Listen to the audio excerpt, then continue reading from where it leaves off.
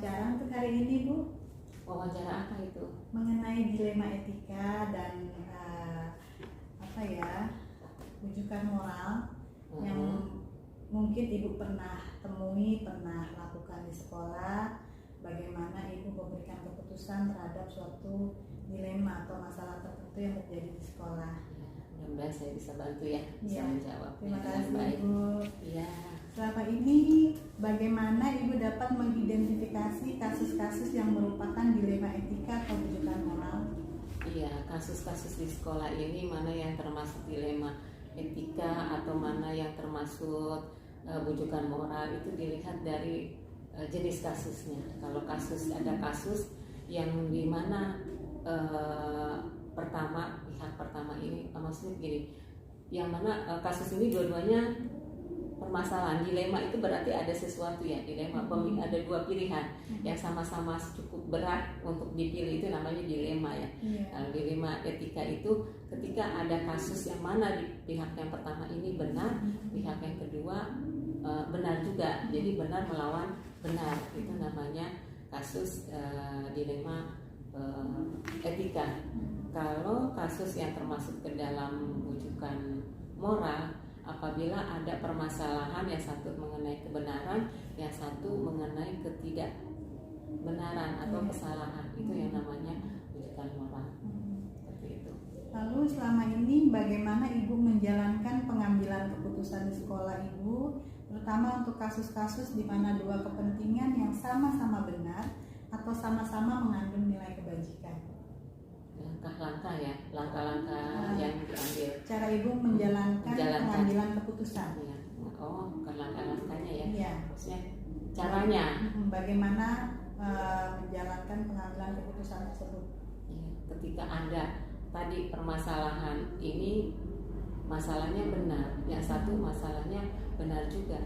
Bagaimana ini untuk mengambil keputusannya? Maka kita lakukan dengan menggunakan skala prioritas. Ini kan sudah benar, yang A benar, yang B benar, sama-sama benar. Kita lakukan dengan skala prioritas. Mana yang lebih benar? Maksudnya lebih kita analisis banyakkan mananya ini ya, kebaikannya dibandingkan dengan ketidakbaikannya. Maksudnya seperti itu. Karena ini dua-duanya dua sisi yang sama-sama benar juga. Iya, dua sisi mata uang yang sama-sama, dua-duanya itu sama-sama benar. Maka kita lakukan prioritas, ataupun bisa juga kita lakukan dengan cara musyawarah. Lakukan dengan cara musyawarah. Kita panggil semua stakeholder yang ada di sekolah atau warga sekolah. Kita musyawarahkan. Ada dua masalah ini nih, mana yang menjadi sebagai prioritas utama kita. Jadi caranya seperti itu.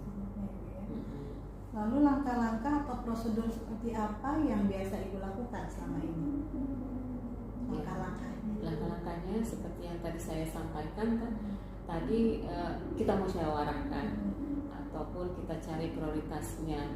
Kita lakukan langkah-langkahnya. Pertama berarti kita harus dianalisis permasalahan ini apa penyebabnya, kenapa ini terjadi, kemudian nanti apa efeknya apabila masalah ini ataupun kita berikan solusinya seperti ini misalnya gitu. Jadi kita lakukan dianalisis dulu bagaimana seandainya baik buruknya ya. Maksudnya gini, kan tadi ada dua masalah. Kalau kita ngambil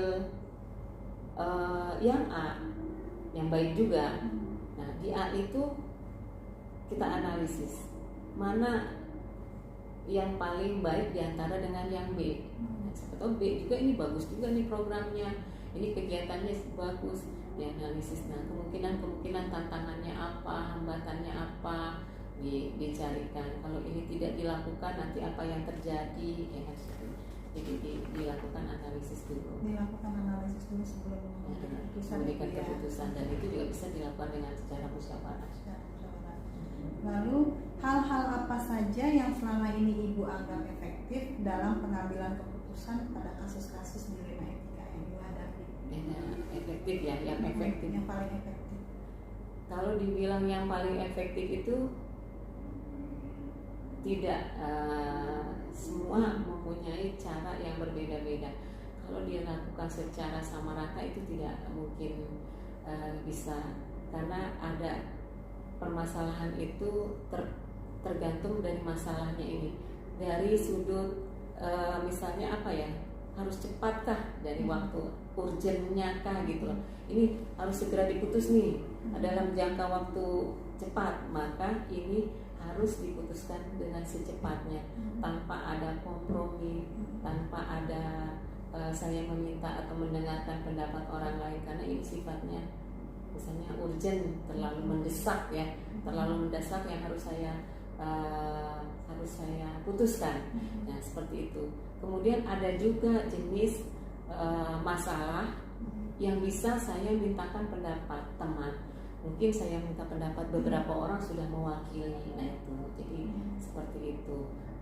Dan ada juga seandainya masalahnya ini bisa dalam waktunya agak panjang, maksudnya tidak dalam waktu yang cepat-cepatnya harus saya ambil keputusannya, bisa kita musyawarahkan bersama, kita panggil teman-teman seperti itu. Jadi tergantung kasus itu. Ada yang kalau yang harus cepat, harus cepat penanganannya, mau nggak mau saya harus melakukan keputusan yang cepat secara bijaksana dan harus secara bijaksana memutuskannya gitu. Kita melihat cepat melihat apa ya, sesuai dengan ini sesuai dengan peraturan atau tidak, ya kan, menyalahi peraturan atau tidak, terus juga dari segi etika atau dari segi moral, bagaimana kemanusiaan segala macam, ini harus saya cepat putuskan, maka itu harus mempertimbangkan dua hal tersebut. Atau tadi kalau masih punya ada jangka waktu agak senggang, bisa tadi minta pendapat teman.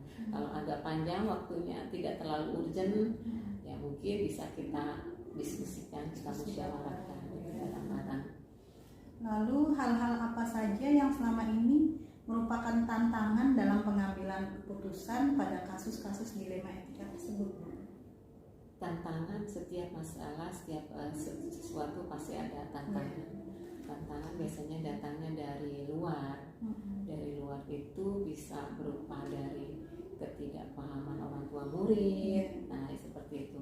Atau tantangan-tantangan dari lingkungan sekitar sekolah, seperti itu ya. Jadi yang harus kita lakukan pertama yaitu kita mengajak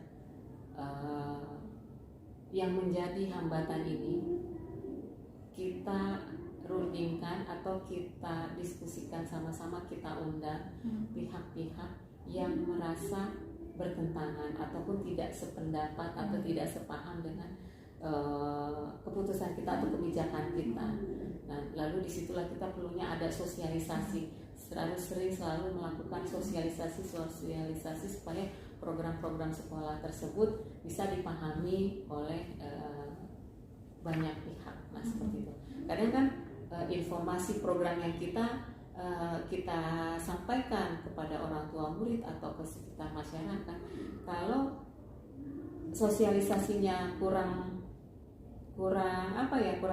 intensif, kadang salah paham, nggak sampai ke dalam-dalamnya tuh bisa secara jelas dia memahami informasi itu, maka kita perlu menyampaikan informasi itu secara terus-menerus biar mereka paham, continue, atau sampai mereka paham seperti itu. Atau kita bisa juga menerima masukan dari sekitarnya atau lingkungan, dari orang tua, masukan-masukan supaya kegiatan tersebut berjalan lebih baik lagi.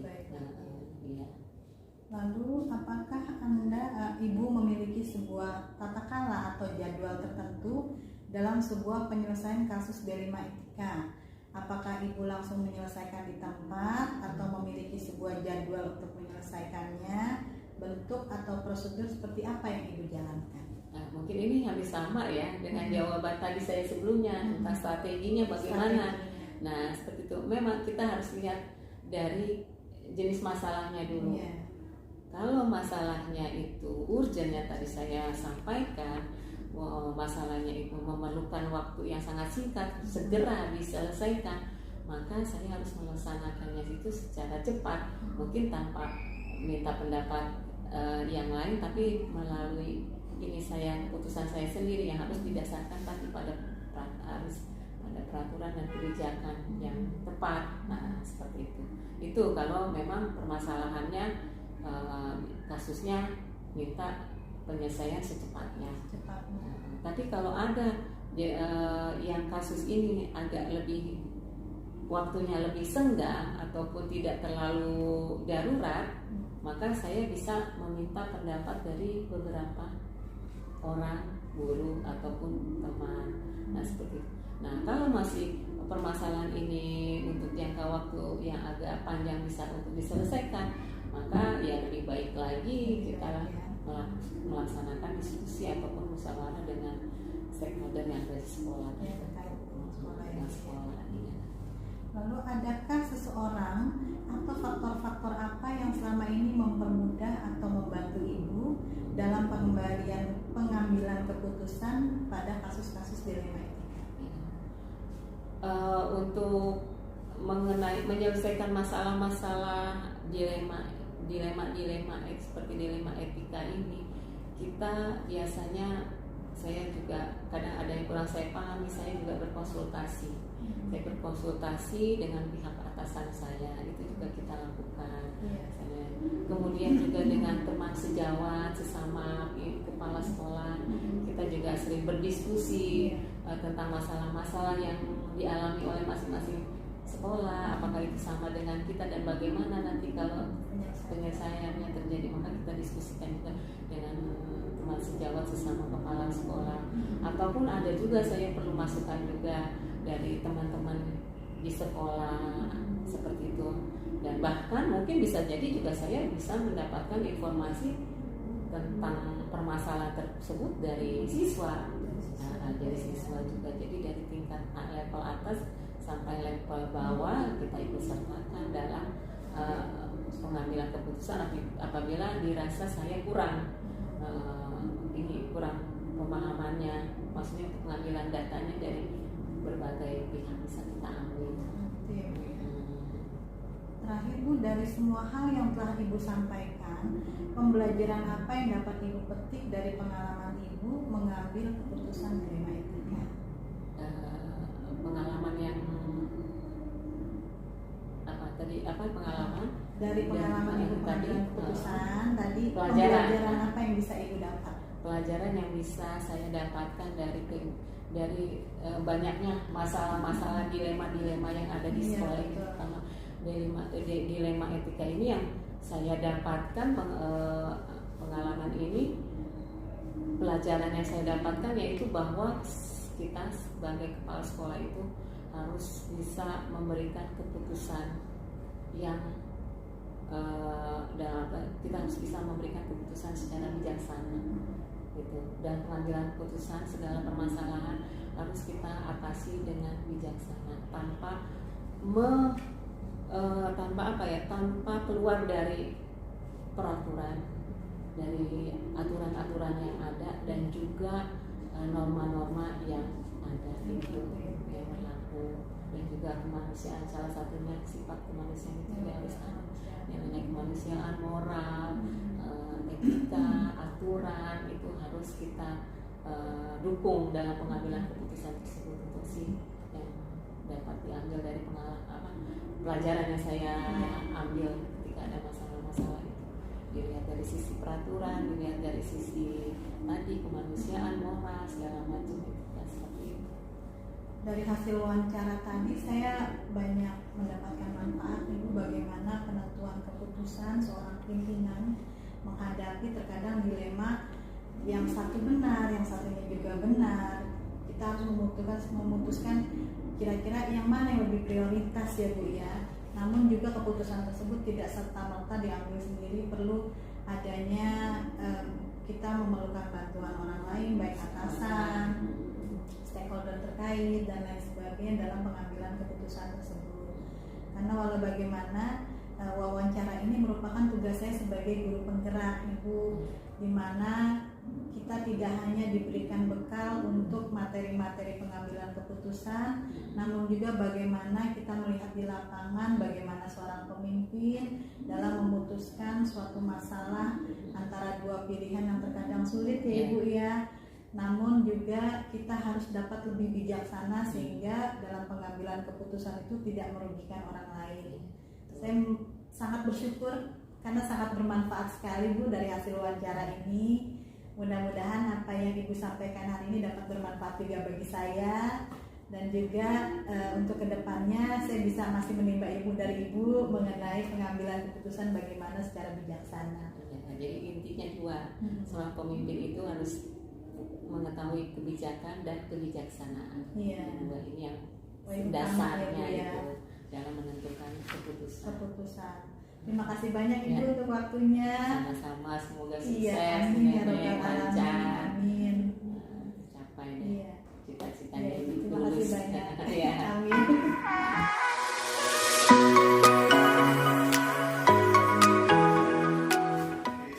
Assalamualaikum Bu Mita. Waalaikumsalam. Mohon izin untuk wawancara hari ini. Ya silakan. Kebetulan saya ada tugas dari guru penggerak untuk mewawancarai pimpinan atau kepala sekolah mengenai dilema etika yang biasa dilakukan atau pengambilan keputusan yang biasa Ibu lakukan di sekolah Ibu, seperti itu. Jadi saya izin hari ini untuk mewawancarai Ibu. Oke, siap. Baik, ini ada beberapa pertanyaan yang berkaitan dengan pengambilan keputusan. Jadi nanti silakan Ibu jawab sesuai pertanyaan yang saya berikan. Oke. Ya. Pertama, selama ini bagaimana Ibu dapat mengidentifikasi kasus-kasus yang merupakan dilema etika atau bujukan moral? Ya, jadi biasanya kita ini kan kalau untuk kayak sekolah tingkat dasar ya, kita ada untuk hal-hal yang berkaitan dengan anak didik ini menjadi tanggung jawab besar dari kelas seperti itu. Jadi untuk kita mengidentifikasi, terutama saya itu saya memberikan sebuah tanggung jawab kepada wali kelas untuk bisa mengadakan pembinaan, kemudian mencari permasalahan yang terjadi antara anak didik, kemudian juga anak didik dengan orang tua. Untuk sekolah terkadang ya untuk masalah kasus-kasus ini kan tidak hanya berkaitan dengan anak didik ya, jadi di antara mungkin pendidik juga ada gitu ya, ada soalan, ada perbedaan pendapat atau ada perselisihan lah istilahnya seperti itu. Nah ini saya juga untuk saya ini kan dibantu ada yang namanya wakil kurikulum ya. Jadi wakil kurikulum juga ini membantu saya untuk bisa mencari atau menangani lah permasalahan atau kasus-kasus yang ada di sekolah ini. Jadi kita menerima laporan, kemudian menerima pengaduan, itu kemudian nanti kita tentukan ini permasalahan ini tingkatannya seperti apa, apakah ini perlu nanti kita selesaikan melalui saya atau misalkan bisa diselesaikan oleh wali kelas atau bagian kurikulum. Seperti itu. Baik. Selama ini bagaimana Ibu menjalankan pengambilan keputusan di sekolah Ibu, terutama untuk kasus-kasus di mana dua kepentingan yang sama-sama benar atau mengandung nilai kebajikan? Ya, jadi kalau misalkan ada sebuah kasus ya yang membutuhkan sebuah keputusan dan memang ini di satu sisi ini baik, penting, di satu sisi ini juga baik, tapi di antara kasus-kasus yang sama-sama penting pasti ada yang lebih utama gitu ya. Jadi kita identifikasi kembali kira-kira mana nih yang lebih utama gitu ya, harus kita utamakan terlebih dahulu karena pasti ada sesuatu hal yang lebih harus kita lakukan bagi yang lain. Nah untuk pengambilan keputusan ini biasanya saya ajak diskusi ya terhadap guru yang mempunyai ide atau sebuah masalah yang harus sudah diselesaikan. Setelah itu kemudian biasanya juga saya libatkan juga bagian kurikulum, terutama kalau permasalahan ini benar-benar harus pas khas gitu untuk pengambilan keputusan ini. Jadi biar sama-sama ini berjalan dengan baik. Seperti itu. Jadi ada banyak hal yang banyak pihak yang kita libatkan untuk pengambilan keputusan. Seperti itu. Lalu langkah-langkah atau prosedur seperti apa yang biasa Ibu lakukan selama ini? Untuk penyelesaian kasus ya seperti itu ya. Jadi yang pertama itu ya, kita kan untuk sekolah biasanya kita ada pertemuan atau rapat ya, rapat rutin. Jadi dalam rapat rutin itu kita mengadakan sebuah evaluasi, kemudian kita ada penyampaian permasalahan baik itu wali kelas gitu ya, atau pendidik itu sendiri, kira-kira permasalahan ini ada nggak sih yang memang menjadi sebuah masalah yang benar-benar harus kita selesaikan segera gitu ya, atau cukup diselesaikan dengan beberapa pihak saja. Jadi memang seperti itu. Jadi kita ada pertemuan rutinnya untuk kita mengetahui kira-kira permasalahan apa sih yang terjadi di sekolah kita. Seperti itu. Lalu hal-hal apa saja yang selama ini Ibu anggap efektif dalam pengambilan keputusan pada kasus-kasus di dunia? Hal-hal yang efektif ya, terutama kalau untuk anak-anak ya, saya mengadakan wawancara, mungkin istilahnya kita ada diskusi dengan kelas yang seperti saya sampaikan. Kita ada pertemuan rutin. Di pertemuan rutin itu kita bicarakan nih permasalahan apa yang ada di masing-masing kelas atau di masing-masing kelas. Kemudian kalau dengan permasalahan dengan pendidik, memang yang paling efektifnya kita paling utama yang saya lakukan itu dibicarakan secara personal terus ya, supaya saya tahu inti permasalahannya di mana, sehingga kita bisa mencari cara untuk penyelesaiannya. Nanti setelah itu baru kemudian saya adakan diskusi dengan tim saya atau bagian kurikulum, supaya artinya bisa sama-sama kita cari solusi yang terbaik, penyelesaian yang baik, sehingga tidak menjadi sebuah konflik yang besar. Ya. Iya. Lalu hal-hal apa saja yang selama ini merupakan tantangan dalam pengambilan keputusan pada kasus-kasus tersebut? Kalau dengan permasalahan anak murid, kita lebih sering berhadapan dengan wali murid ya. Kalau permasalahan ya, karena nggak semua wali murid terkadang bisa menerima sebuah keputusan dari sekolah seperti itu. Jadi memang bagaimana kita bisa menyampaikan hal ini kepada orang tua murid itu ya, supaya artinya mereka bisa memahami bahwa keputusan yang kita lakukan ini adalah keputusan yang baik itu, terutama untuk anak didik itu sendiri. Nah ini kadang seperti itu. Ini yang menjadi persoalan kita gitu. Untuk saat ini memang apalagi dilema etika saat ini ya, itu lebih kepada persoalan perubahan zaman gitu ya. Jadi anak-anak tuh untuk sopan santunnya, untuk perkataannya atau apapun gitu ya, itu udah berkurang benar-benar.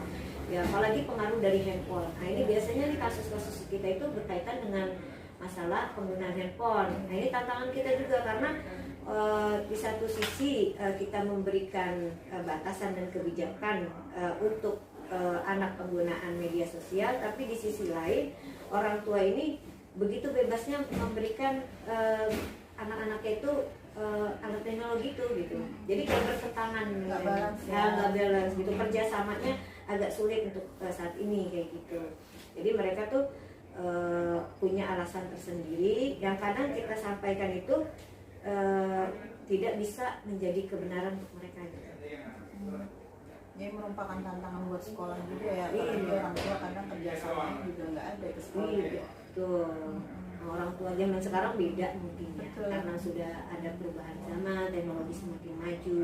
Jadi rata-rata orang tua itu beranggapan bahwa handphone ini memang sesuatu hal yang penting, alat teknologi ini yang penting, tapi untuk pembatasannya mereka belum memahami gitu. Iya. Lalu apakah Ibu memiliki sebuah tata kelola atau jadwal tertentu dalam sebuah penyelesaian kasus dilema etika, apakah ibu langsung menyelesaikan di tempat atau memiliki sebuah jadwal untuk menyelesaikannya? Bentuk atau prosedur seperti apa yang ibu jalankan?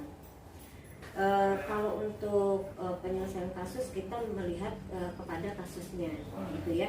Jadi kalau memang kasusnya ini artinya sesuatu hal yang memang harus disegerakan, misalnya berkaitan dengan anak murid, kayak kita misalnya contoh ya, ada kasus anak murid, tidak semua anak murid kita itu lulus atau bagaimana, kadang-kadang ada anak-anak kita yang mungkin ya kalau bahasa kita zaman sekarang bullying gitu ya. Nah, ya itu kita harus selesaikan dengan segera gitu. Kalau kita mendapat laporan itu kita harus selesaikan dengan segera, karena hal-hal yang kayak gitu kalau kita berikan jadwal takutnya berlarut dan kemudian menjadi satu hal yang menyebar anak yang lain gitu. Tapi kalau misalkan kasus-kasus yang memang bisa kita selesaikan untuk tidak diselesaikan dengan segera, artinya untuk menjadi suatu bahan evaluasi itu kita lakukan dalam jangka waktu berkala seperti pada saat pertemuan. Jadi kasus yang ada ini menjadikan satu bahan evaluasi kita untuk perbaikan pada kegiatan berikutnya. Lalu berikutnya, adakah seseorang atau faktor-faktor apa yang selama ini mempermudah atau membantu ibu dalam pengambilan keputusan pada kasus-kasus dilema etika? Ya, untuk kasus-kasus dilema etika ini memang gak bisa kita selesaikan sendiri. Ini semua berkaitan dengan sebuah lembaga pendidikan. Di dalamnya ada kepala sekolah, ada guru, kemudian juga mungkin ada wakil, ada juga pihak yayasan. Ya. Jadi kalau untuk saya ada beberapa kasus yang memang kita harus melibatkan semua bagian dari kepengurusan lembaga ini. Jadi ada pihak yayasannya sebagai penasehat kita gitu ya. Jadi kita harus menyampaikan ini supaya artinya ketika ada sebuah permasalahan yang kemudian nanti berkembang di masyarakat, kita bisa minta nasihat dengan bagian yayasan. Jadi kita melibatkan mereka supaya artinya karena kan kalau yayasan itu dia bersifatnya lebih kepada umum ya gitu, lebih banyak berkontribusi di masyarakat juga seperti itu. Berikutnya, dari semua hal yang telah ibu sampaikan, adakah pembelajaran yang dapat ibu ambil dari pengalaman ibu mengambil keputusan pada kasus-kasus dilema etika? Kalau pembelajaran banyak ya yang bisa kita ambil di sini ya. Jadi apalagi untuk sekolah nih berkaitan dengan kasus itu kompleks di sekolah ya, karena yang kita hadapi ini banyak kepala, banyak kepentingan, banyak juga persoalan gitu ya. Jadi mungkin di sini lebih saya bisa mengambil pelajarannya untuk kita sebagai kepala sekolah untuk bisa lebih benar-benar bijaksana, untuk lebih benar-benar artinya sabar mungkin ya, kemudian bisa menerima kritikan dan masukan dari masyarakat, dari orang sekitar kita, tetapi tidak juga kita menjadi lemah dengan itu gitu. Artinya segala keputusan yang kita ambil bisa kita pertanggungjawabkan. Kemudian di sini juga tidak semua persoalan itu bisa kita selesaikan secara pribadi, tapi memang perlu yang adanya kerjasama, kemudian perlu adanya komunikasi yang baik dengan semua pihak agar apa yang kita jalani selama ini dapat berlangsung dengan baik. Jadi antara hubungan antara kepala sekolah dengan guru, hubungan antara guru dengan guru, hubungan antara orang tua murid dengan pihak sekolah itu juga kita berlangsung dengan baik. Begitu juga dengan lingkungan masyarakat sekitar. Baik Ibu, alhamdulillah saya sudah mulai dapat bayangan mengenai pengambilan keputusan di sekolah Ibu. Karena walau bagaimana sebagai pimpinan tentu harus ada kebijaksanaan dalam setiap pengambilan keputusan dan tidak serta-merta kita dapat melakukan keputusan itu sendiri tanpa ada pihak lain yang bisa kita mintai pendapat ya Bu ya. Iya. Terima kasih banyak untuk waktunya Ibu. Sama-sama. Udah apa-apa. Saya juga terima kasih itu ya udah atas silaturahimnya. Mudah-mudahan bisa terus kita bersilaturahim ya. Amin. Amin. Assalamualaikum warahmatullahi wabarakatuh.